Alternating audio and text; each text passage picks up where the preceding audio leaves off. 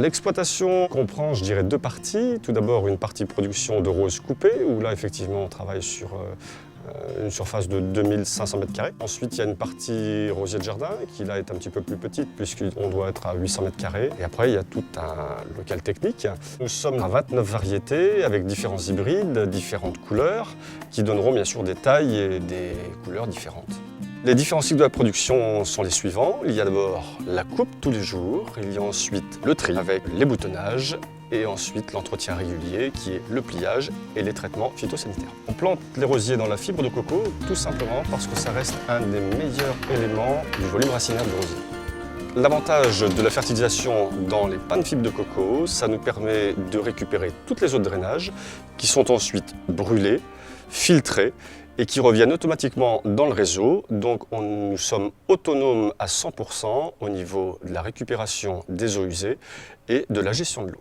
L'arrosage, c'est quelque chose de très particulier parce que là, c'est donc un ordinateur qui prend ça en compte. C'est en règle générale de 8 à 15 arrosages par jour, uniquement de la fertilisation, associée à des solutions que l'on prépare nous-mêmes. Les roses sont stockées tous les jours dans une chambre froide avec une température maximum de 5 degrés et ça pendant 24 heures avec un bain de forçage de façon à ce que les fleurs puissent ensuite tenir très bien chez le particulier.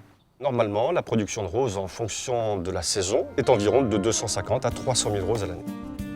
Alors, les deux critères pour nos clients, en fait, on fonctionne par rapport à leur demande. Donc là, c'est une commande. On fait une chose bien précise qui leur correspond le mieux.